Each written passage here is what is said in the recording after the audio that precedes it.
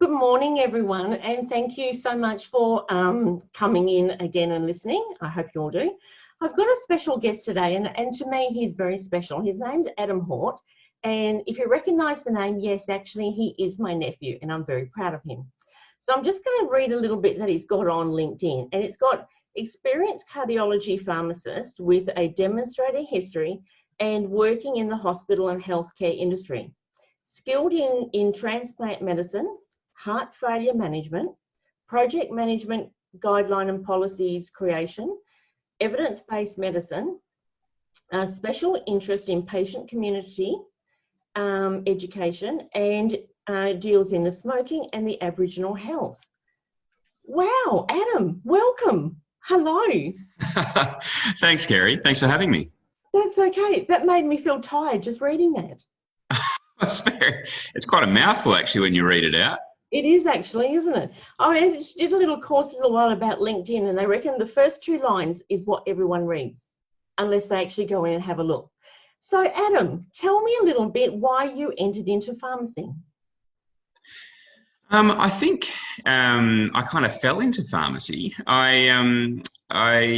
I really liked chemistry, and I was quite good at it in high school. And I came from a family of people who were really good at human biology. My brother and my dad, both both health professionals in their own right now, both had quite an interest in human biology. And so I kind of thought, well, I'm good at chemistry, and if I can mix that with human biology, what's kind of the logical step? I don't like blood and guts and all that kind of stuff. So I thought, well, pharmacy probably fits the bill. So next thing I knew, I was enrolled in pharmacy and completing my degree. Excellent. So how long did that take you? So it's a 4-year degree. The only place that provided it as an undergraduate degree at the time was Curtin University. So I've got many fond memories of Curtin University. And then it's a 1-year internship, which I was fortunate enough to complete that at Royal Perth Hospital. So when that was completed, so a 5-year program all up, I was considered a very junior pharmacist. Excellent. So whereabouts are you working at the moment? So I work as a pharmacist at Fiona Stanley Hospital. I manage a team there of pharmacists that look after anything from patients with cardiovascular issues to requiring surgery, either on their hearts or lungs or veins. And I also look after respiratory medicine there as well. Now, I specifically, my clinical role is more focused on advanced heart failure and cardiac transplant medicine. Okay. So it's a bit of a mix of semi-managerial and clinical duties, which I really enjoy. Okay. So what made you go into to the heart area? Again, I think it's one of these things where the more time you find yourself in an area, the better you become at it, if there is an interest there. And so I'd worked in supporting the cardiothoracic surgery team at Royal Perth Hospital for quite a while, and then found myself in cardiology. Yeah. And I just spent a lot of time outside work doing a lot of reading, trying to understand all the things I was seeing at work, and I wouldn't have done that, I don't think, unless I was enjoying it. Yeah. And with time, I just kind of found myself being the guy that people came to about certain questions around cardiology medicine or cardiothoracic surgery, medications, etc. So, it was just an interest and kind of became what I did. Excellent. So from when you started to now, how has the research changed? Oh, so much. If you told me as an intern pharmacist some of the medications we'd be using now to manage things like heart failure, I would have laughed at you. An enormous amount of stuff has changed. We're talking now about using some diabetes medicines for people with heart failure, even if they don't have diabetes.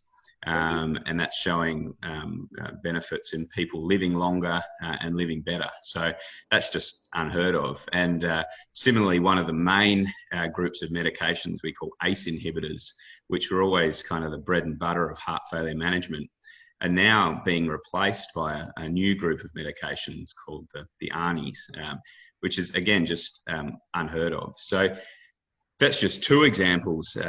In the last, what have I been a pharmacist now for probably 10 plus years? It's changed an enormous amount.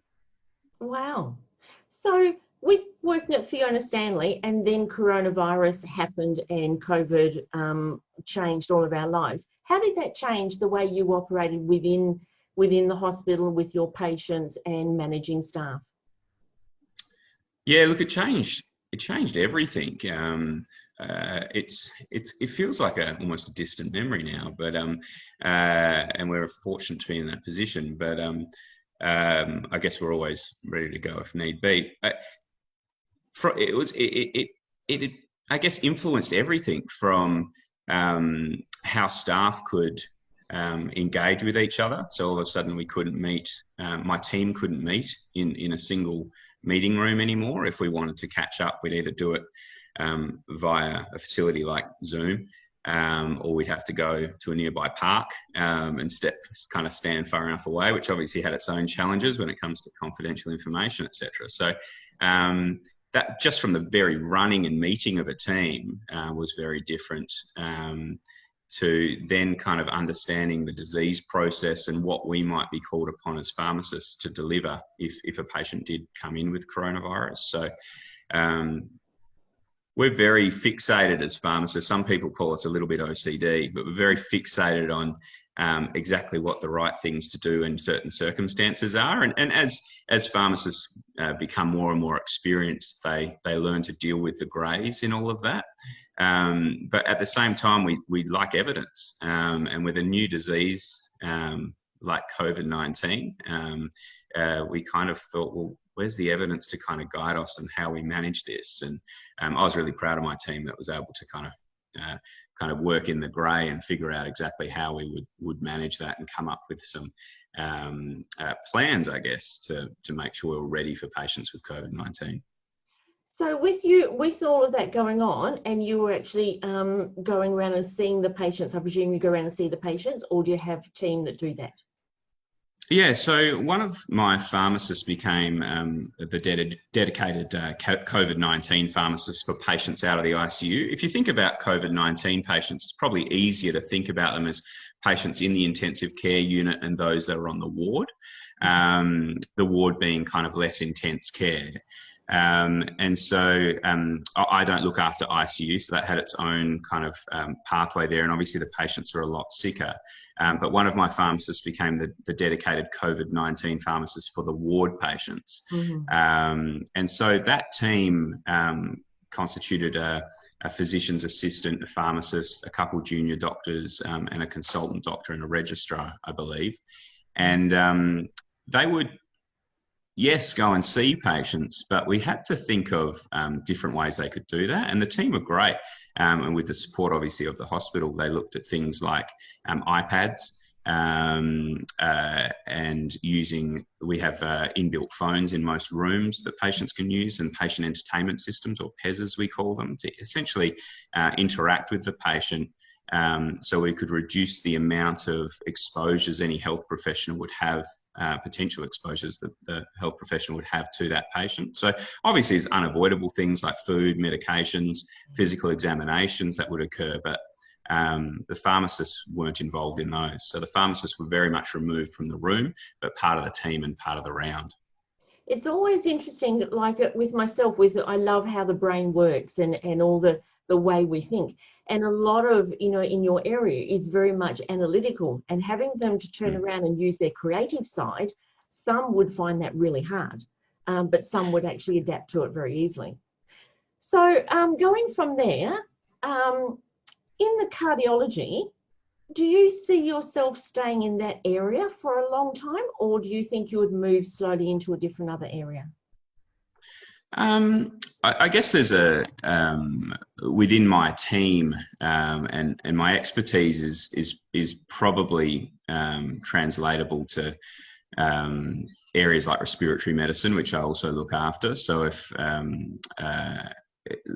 heart and lung transplantation, while they have their differences, there's a lot of similarities as well, and I've worked between both. So I guess I'm fairly niche in my knowledge in cardiology, heart failure, transplant medicine, but a lot of it is very kind of translatable to other specialties as well. Some that would be very, very challenging for me to jump into, so like general surgery or something like that, which I don't have a heap of experience in. But generally, most medical specialties I could apply my knowledge to, and I'd have to just read up and fill myself in on the latest evidence in other areas before I jumped into those. Yeah. So I'm just going to pick something out of that. And with reading, you do a lot of reading.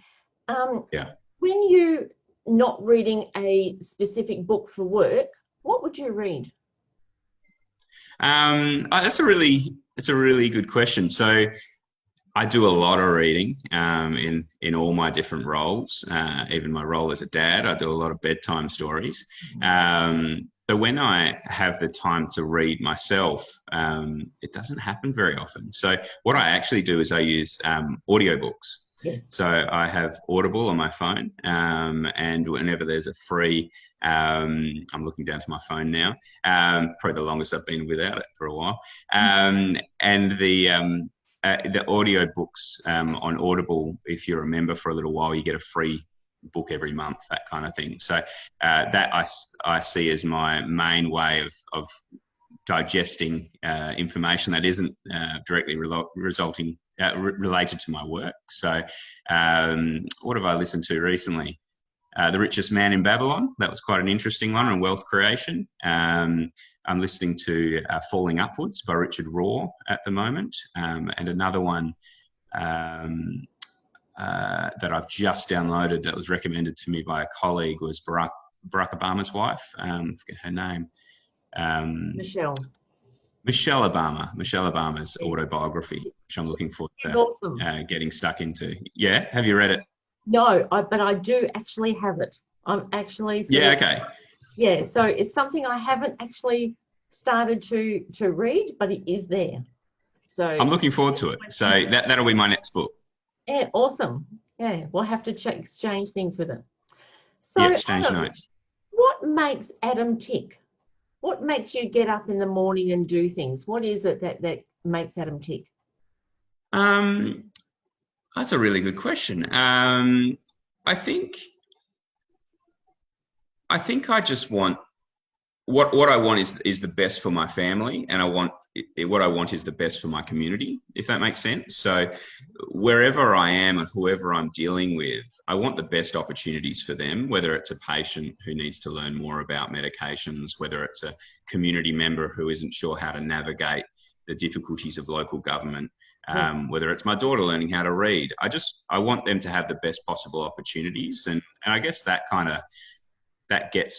gets me going in the morning. There's obviously the less altruistic element of that, and is that I want the best possible lifestyle for my family and for me as well. So it's not about the best, it's about just within what we're capable of, making sure we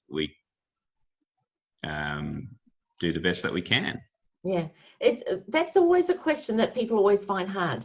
So to find out where they get their energy from and everything, what makes them tick. So from that, where do you get your energy from? What actually do you use to be able to, so if you're having a really down day or a down week, where do you go to build your energy up? Yeah, so there's two things actually here. One is I bounce a lot off my wife. My wife Chanel is an amazing lady who's done an amazing amount of things for her age, and she is a big driving point for me, and she's someone I'm able to bounce off constantly throughout the day. The other part that provides me with the energy that I have is I rely a little bit on, actually I rely a lot on time of prayer and meditation, at least once or twice a week. So I always have one day a week that's my rest day. And so for me, that's pretty much Saturday. In that day, I don't do work. I try to avoid as many phone calls as I can. And I find without that day, I generally will start to my output won't be as good the following week. So that day for me is very, very important. And what ties into that is kind of prayer and meditation for a short amount of time on that day, and maybe another 2 or 3 times during the week if I can fit it in. I generally find that my decision-making capacity, my energy levels are much higher if I do those things. And I mentioned 2 things. There's probably a third as I'm speaking about it, which is quite new to me. And in the last 6 or 7 months, I've just started doing fairly intensive exercise twice a week, just 2 45-minute slots that I've managed to make time for. And I find without those, I do get quite lethargic and I'm not firing on all cylinders. So exercise has been a big thing for me. And if, again, you'd said that to me a year ago, I would have said, why on earth are you wasting time exercising? But I'm actually finding I'm feeling better. I'm thinking smarter, and I honestly believe I make better decisions with those 3 things helping me out. That's actually true. And a lot of people I speak to, a lot are doing meditation or going to church or whatever it is they believe in, they grab hold of. And spending that time, it is so important because it gives you that bit of balance. Now, as in the intro, we spoke about the Aboriginal Health. What is it that you're doing in Aboriginal Health, and what are the researchers that's coming out in what you're doing? Yes, Aboriginal Health it's a really interesting area, and it's actually a really heartbreaking area as well. I encountered it within months of working as a pharmacist in the tertiary hospital, and it's challenged me at many stages throughout my career. But one of the more pivotal moments was I was working at the coronary care unit at Royal Perth Hospital, and I was delivering my education like I do. I consider educating patients on medications one of my strengths. I really enjoy doing it. And I rely a lot on the patient to kind of give back to me and feed back to me how I'm going, and allow me to pitch essentially what level of complexity they're interested in with their medications, what would drive them to take them every day. And a nurse, a very experienced nurse, was in the room while I was giving some education to a elderly gentleman from the Nangajarra lands. And he seemed to understand what I was saying, and open-ended questions, etc., kind of identified that he got the gist of it. But I left, and the nurse came and had a chat with me a little bit later, and he'd had a lot of experience caring for Aboriginal people. And he said to me, try to use more analogies that mean something to those patients, trying to understand a little bit more about where they're coming from, which I was already doing. But by him verbalizing and the way he articulated it, which I'll never do justice, he really changed the way I thought about working with Aboriginal people to give them the information that they need to make the best decisions for their health. And probably the big change there was that working with. So rather than me just delivering what was there, it becomes more of we call it clinical yarning. So where you're from, tell me a bit about your family. I'm from, the hills of Perth. A lot of my family are from the southwest. I've got 2 kids. Just the basic kind of banter before, and kind of origin story, I guess, before we start delving into, well, why would you take 6 tablets every day? What would drive you to do that? And I guess partnering in care with my Aboriginal patients was that step. So that really challenged me, and I really enjoyed that new perspective, and I've taken that with me ever since. And since then, I've been really fortunate to work with Aboriginal health workers, Aboriginal health liaison officers, etc., that have come from all around Australia, and they've continued to challenge me and improve the way that I work with Aboriginal people in education or delivery of medication, etc. So as far as evidence goes, I don't think there is enough coming out. I don't think there's a great deal coming out, but hopefully that will change with time. But yeah, I think there's more of a groundswell now in all health professionals to become more culturally aware of our Aboriginal patients. And the takeaway for me, having worked with Aboriginal people for probably 7 or 8 years now, not exclusively, but just part of my patient cohort, is that all those things I've learned about Aboriginal health are actually translatable to dealing with anyone. Yeah. So it's actually any patient I see wants to know a little bit about me, and they want to tell me a little bit about them and where they're from. So I think the takeaway from Aboriginal health for me is that that's how we should be dealing with all people, and Aboriginal people are have just much more insight into those kinds of things. Yeah, Yeah. I've had a couple of things in my life, as you know, and I've been in hospital, you know, a bit with them. And there was one specialist that I had with my late husband that we had him for a number of years.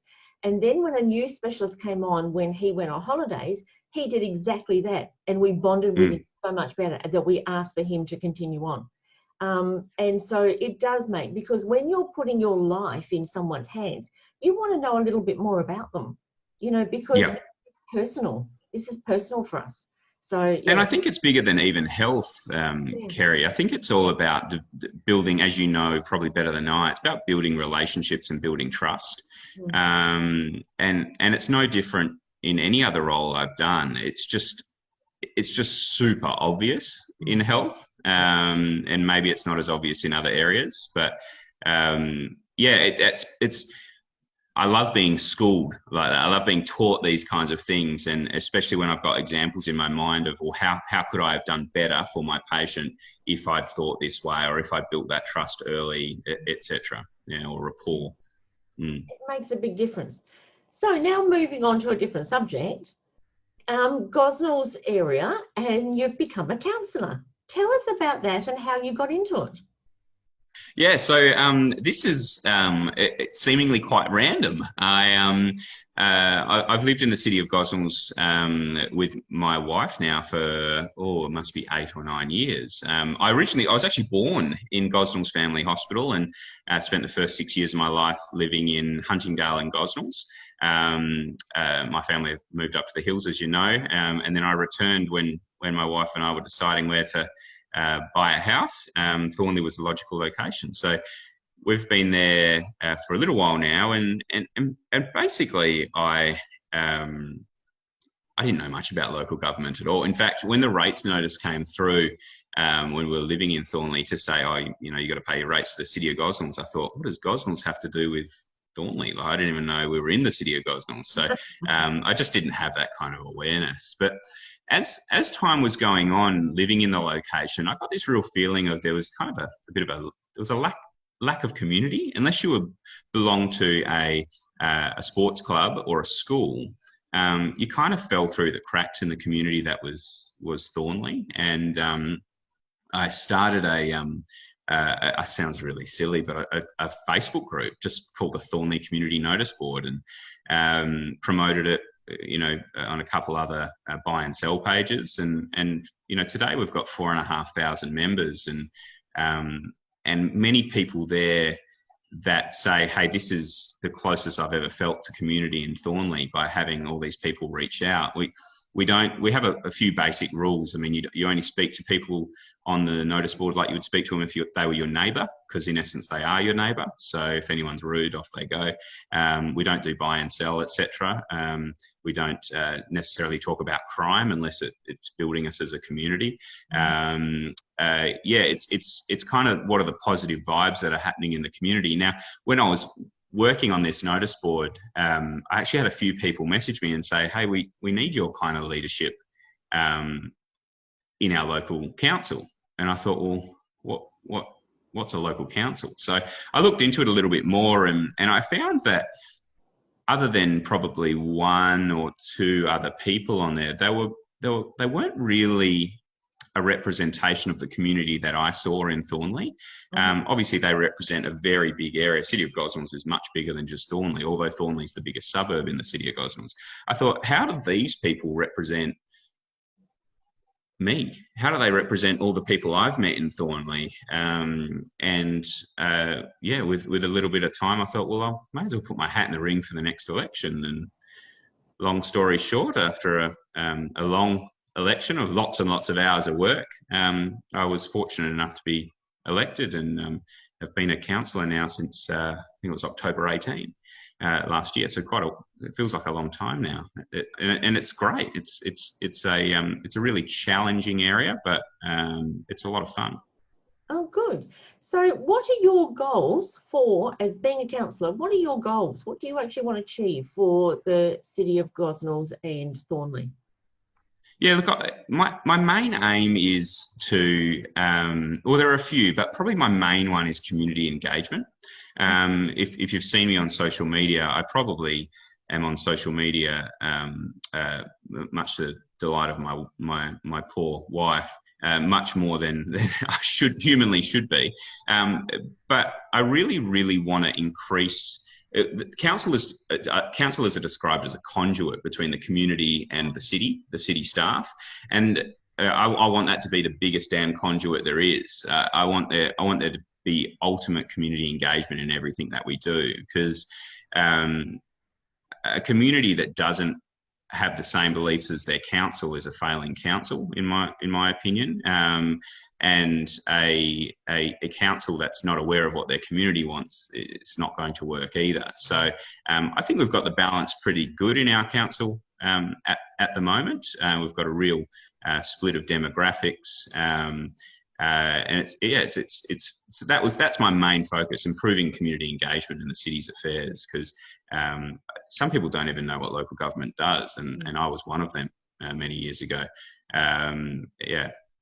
It's always interesting. I'm actually halfway through writing a book at the moment, and in that book I always say go straight to your local shire, find out what you need to do within that area if you're going to be building, find out what the different plans are for the area to see as to, so you're not surprised down the end, when you're building to fries that there is actually a school or something happening across the road, and find out about your local council, find out what they are involved in, what the Chamber of Commerce is like in the area. I've always been, I'm part of the Chamber of Commerce up here, and love it, getting involved with that. So I'm getting more involved this year as I was, So with the Chamber of Commerce up there, is there a good relationship between the Chamber and the councillors? See, I wouldn't even know if we have a Chamber of Commerce here in the city of Gosnells. So you've caught me there. I know we have a business group called the Big Gosnells Business. It's business in Gosnells, and I guess I've been rather unfortunate fortunate in that with COVID striking, I haven't been able to attend many of these events because they simply haven't been running. So a Big, I know, is where a lot of our business people go, but I don't know if there's a local chamber. You've given me some homework. The other thing I wanted to add, if I can, on the community engagement was important, but the other part that was important to me running and what I'd like to see changed is too often people in the city of Gosnells, I've found in my experience, almost mourn what we don't have in the city rather than celebrating what we do have. We've got a lot of great sporting clubs. We're one of the only metropolitan cities that I know of that actually has two rivers in it. So we've got the Southern River and the Canning River. We've got the beautiful Ellisbrook Valley, the big old quarries, etc. There's a lot of really cool stuff in the city of Gosnells that I'm interested in our city kind of fostering relationships between community and those assets, but also us making sure we manage them properly as well. So the community engagement was one part, but also this kind of, public relations about lifting up the city and making, helping the residents realise what we've got, and obviously then becoming our own little PR groups. I suppose it's sort of, with the same with everyone, whether you live in an area and everything, we don't tend to explore our own backyard. We always tend to explore everywhere else. And then when someone points out, I went here, and they go, where's that? And then you realise it's only 5 minutes away, and you go, oh my goodness. Like, how many of us go to Rotto? Everyone comes over to Rottnest. So I have affiliation with Gosnells. So it's a little soft spot for me. So so we're doing counselling. We're working with Aboriginal Health. We're a pharmacist, and with the cardiovascular and everything. What else are you doing at the moment? I think you're sitting on a board. Yeah, I sit on the board of the Forest Lakes Family Centre, which is a little family centre in Thornley. It's a great little group that provides all sorts. Not many people know what family centres involve, but I'm very lucky to be on the board of this group. It's got an amazing dynamic staff, an amazing coordinator in Christy Campbell. They essentially run 3-year-old and 4-year-olds, kindy. We have the child health nurse that comes in there as well. Girl Guides runs out of there. There's a local board game group that runs out of there. The Uniting Church uses the hall. It's this really kind of dynamic little centre where people can go to meet other people over mutual interests or whatever it might be. Yeah, it's a real pleasure kind of seeing how that works, where the funding comes from, and how they engage with the wider community in the area. It's a really cool idea.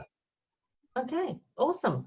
Now, we also touched on, well, we haven't touched on, but I read there you're dealing a bit with smoking. Is that is in relating to all the areas that you're in as to how it goes?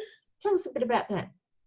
Yeah, so about, I think from memory, it's probably about 11% of Western Australians smoke, which is actually quite surprising. It's more than 1 in 10 people smoking, despite obviously the news. Everyone knows that it's not good for you.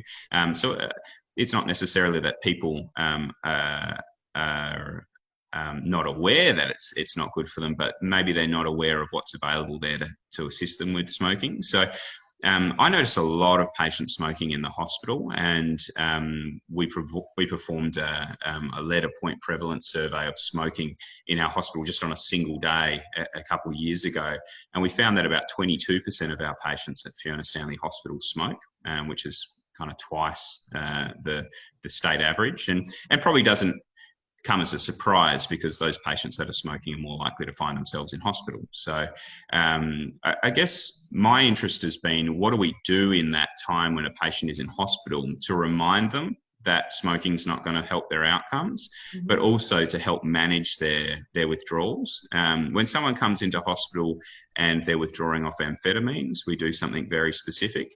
If someone's coming into hospital and they're withdrawing off alcohol, then we do something very specific. But what we never do for those two patients is say, you can go out on the street and use your amphetamines to help you get through your withdrawals, or you can go out in the street and drink your alcohol to get through your withdrawals. Yeah. What we do sometimes is say, we can go have a cigarette on the street to help you get through your withdrawals. So there's two parts again to what I think smoking cessation should focus on while a patient is in hospital. One is getting them through the hospital stay, so just helping them manage their nicotine withdrawals. And the other is offering them the opportunity to quit smoking if that's what they want. And the evidence shows us that it's a great opportunity to kind of say to someone, look, you've just had a heart attack. The risk of you having another heart attack and the risk of you dying from that heart attack are much higher if you continue to smoke. Did you want to start that discussion? Did you want to have a chat about how we can assist you in quitting smoking? And the evidence is out there to say that 1 in 33 discussions that a health professional has with a patient that smokes will lead to that patient quitting smoking. So it's all about just having the discussion. It doesn't have to be long.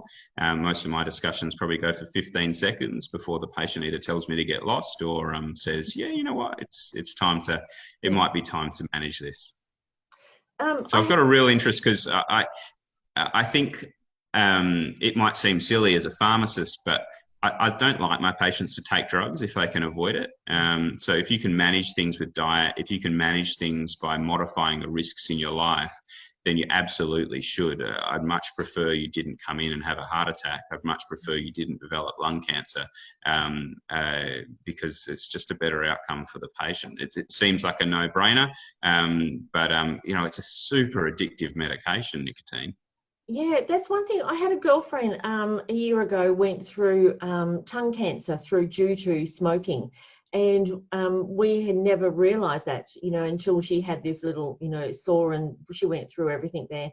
But one thing in our research that when I did an interview with her is that nicotine is one of the strongest addictive for what it does to your brain than any other one. And that's why it's so hard to get to kick.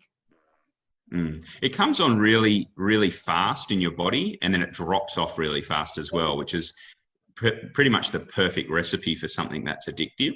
So you can imagine if you were to have your coffee and you got the hit and you got the release or whatever it was, you met your requirements for the day, but then it instantly went away, you'd want another coffee. And it's the same with nicotine. When I talk to health professionals about managing nicotine dependence, I say, who had a cup of tea or a coffee this morning? And most of the room puts up their hands. If I then said, well, if you were admitted to hospital and I said to you, you can't have your coffee or your tea in the morning, how would you feel? And most people would feel angry. They'd feel agitated. They'd feel anxious because they're not getting their normal hit. Nicotine's no different. The biggest difference is that in the 5 minutes between when the person walks through the door of the emergency department and when they sit down or find themselves in a hospital bed or have been through the triage process, they're already withdrawing from nicotine. So it's very addictive. Yeah, that's one thing that I never realised how addictive it was until we sort of had gone down that avenue with her. And so when I see someone smoking and they say, I can't give it up, I now understand a little bit more about it, which I always think, well, just don't light up another cigarette. But what it does to our health. So there's a lot of evidence changing around this as well, worth noting if there are any smokers out there, that there are many more tricks up our sleeve now for managing smoking cessation. So you can always chat with your GP or pharmacist about those. Oh, that's great. So can anyone go into a pharmacist and, into a 777? Yeah, so any pharmacist can provide advice on these things. Unfortunately, I find that the packets of the nicotine replacement therapy are fairly conservative in the amount of nicotine replacement therapy that they suggest. So for me, I would suggest having a chat with the pharmacist, seeing how comfortable the pharmacist is with a nicotine replacement therapy, but otherwise have a chat with your GP, who's probably got a bit more information, and they also have a few extra tools that a pharmacist won't have as far as prescribed medications to help manage nicotine dependence. Oh, awesome. So with all of this that's happening, so we know you're married, we know you've got 2 children, you've got all these little things in there. How are you balancing life between working and doing all these things, being a husband, a father? How are you balancing all of this? Yeah, it's been really tricky. I also on the side do lectures for UWA and I do some lectures for other private groups, etc. And obviously all that's fallen to the side during COVID. But it's been something that my wife and I have really focused on in the last 8 to 9 months since becoming a counsellor, figuring out, well, how do we make this work for our family? We'd theorised what it would look like beforehand, before I even decided to run. I said, I'm not going to do this unless we can make sure it works for our family as well. And so what I've done, I've been very fortunate. My work has given me off a day a week. And so that's today, that's Thursdays. And so I do most of my counsel work on weeknights and Sunday. And then on Thursdays, I generally spend the time with family or catching up with residents that can't catch up any other days. So I get to take my daughter to school on a Thursday, which is something I've never ever taken my daughter to school before, because I've always worked kind of 8 till 4 Monday to Friday, 8 till 5 Monday to Friday. So that's different. So it's kind of shifting my hours, I guess. So yeah, getting that day on Thursday with my wife and kids has been great. And obviously, like I mentioned before, I have that resting day on Saturday. What the challenge is that when the status quo shifts, so if I am asked to do a presentation or something like that, and that preparation time generally will then fall on a Thursday, and that's when I lose out on that time. So I've been very conscious to say no to a lot of things. So, and that's something that's quite hard for me to do. So, yeah, that's been a real conscious decision over the last 9 months to be really quite guarded with that extra time. And when I say yes or no to things, I've been offered many positions on different boards and different groups. And I just need to be mindful that at the moment, my priority is a mix of my family, my counsel work, and my pharmacy career. Great. One thing during COVID that I have done a lot of, and it has helped people and family manage their time with them all being at home, and how to be able to, you know, because they're all of a sudden they're working at home, but they're normally in the office doing, you know, on the computer and things anyway, but now they've had to change it. So I've had to work out, there was a book written years ago called The Third Space, and teaching them the third space and be able to work out, this is family time, this is work time, this is where you're going to go and travel in between that third space. And that was really interesting, where a lot of people just could not get that right. And I had a lot of, you know, that's where I end up doing a lot of my work over during COVID. But it's really interesting how lives do work. There was also one woman told me that when she takes on something else, she has to drop something. And she's learned to say no. And that's one thing we often tell employers and everything, you've got to learn to say no, because yes gets you into trouble every time. And there are times you need to do that. But there are little things where you need to look at and go, okay, do I really want to do this? Am I going to drop something? What am I going to drop?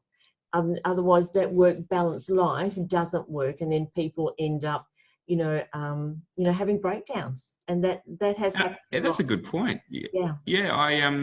I think at the end of the day, there needs to be an objective, or whatever your objectives are from life need to be quite clear, and obviously constantly reevaluated, because you're changing as a person all the time. But if an opportunity comes knocking at the door and it doesn't really align with your objectives or your reviewed objectives, then it might be something that's a really good opportunity for someone else in your life that you might not be aware of. And so a recent book I read was Leaders Eat Last by Simon Sinek, who's an amazing speaker and writer. And what I've found is when opportunities have come, particularly in my professional career recently, I just don't have the capacity to take them on.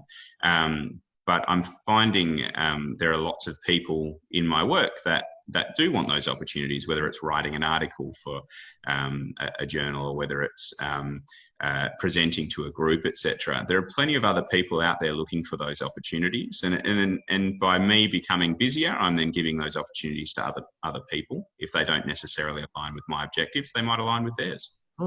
Yeah, awesome. Well, Adam, it's been wonderful talking to you. Now, in a little summary, what would you, if there was someone out there who was looking at being a pharmacist, give them what's 3 good reasons why you think that they should do it?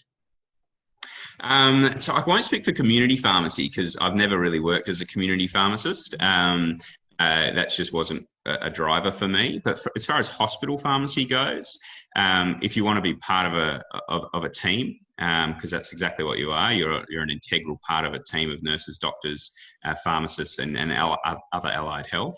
Then it's a great role to have. If you want to be able to kind of push the limits of your understanding of medications and the evidence that applies to them, it's a great role for that. And if you love chatting with patients and educating patients on anything, it doesn't have to even just be medications. Obviously, that's a crucial bit, but also lifestyle modifications like smoking cessation or exercising, eating better, etc. Then, hospital pharmacy is a great role for that. So, yeah, those are probably my 3 off-the-cuff things that I would say are highlights of being a hospital pharmacist. Excellent. Wonderful. Thank you, Adam, so much. It's been wonderful chatting to you today, and we look forward to seeing you soon. Thanks, Kerry. Bye.